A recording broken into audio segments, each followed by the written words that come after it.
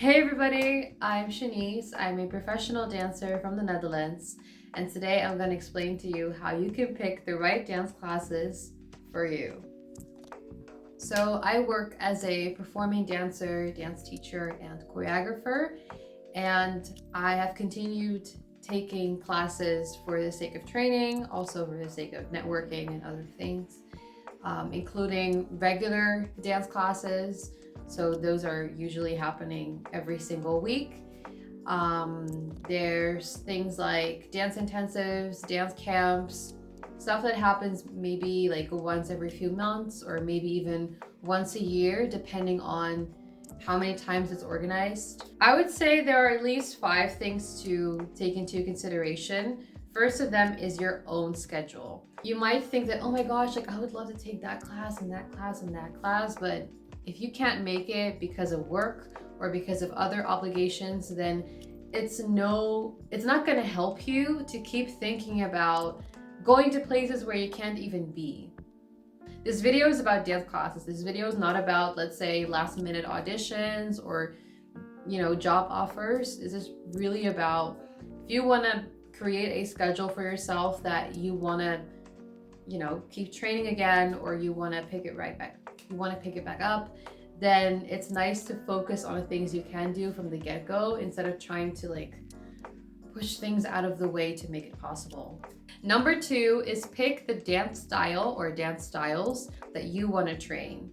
For example, if you want to train in heels or commercial, jazz, hip hop, house, where are these styles being taught? Is it at a specific dance studio? Are there sometimes there are even theaters or community centers that offer classes. Within a style, there are different things that certain people might emphasize. So let's say one class is a bit more focused on technique and a little bit of choreo, or another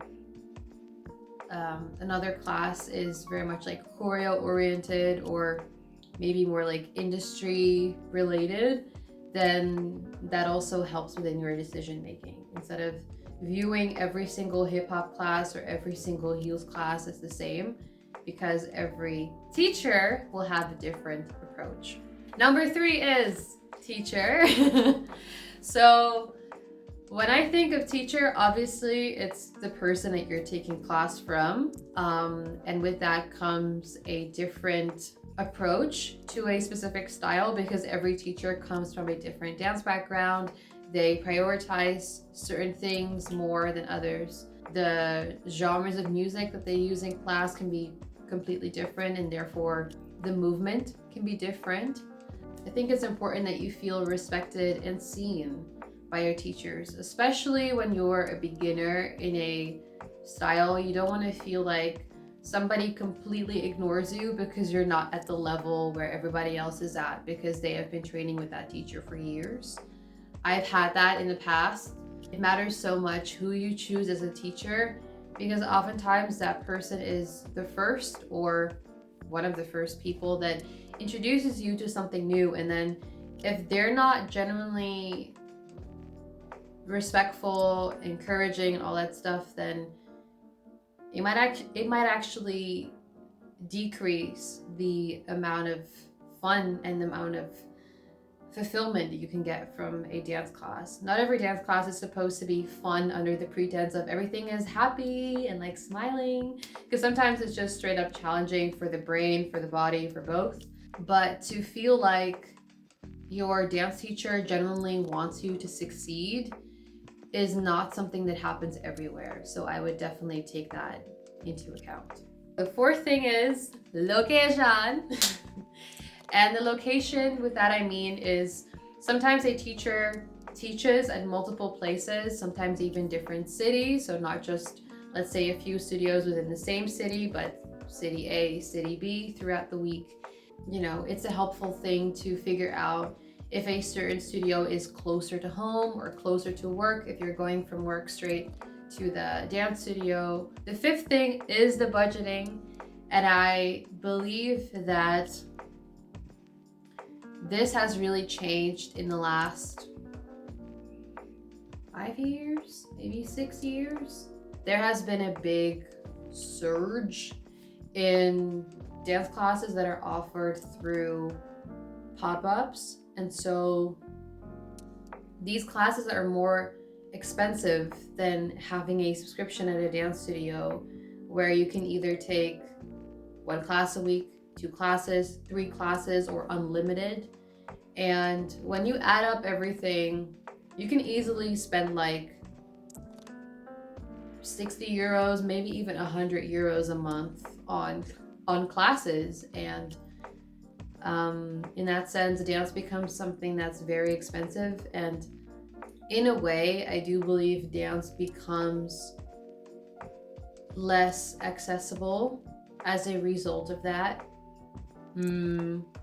Sure, there are people that are willing to pay or have to pay, because otherwise, you no longer take class from that specific teacher and that specific style and But I do believe that if the entire dance training space would turn into pop-ups, then everything would be incredibly expensive and would be way less accessible, when truly any sport, including dance, should be accessible to everybody, not just to the people who can afford it because they have a lot of money. I think the last thing that I will say about budgeting is also sometimes there's like an intensive that happens throughout a week.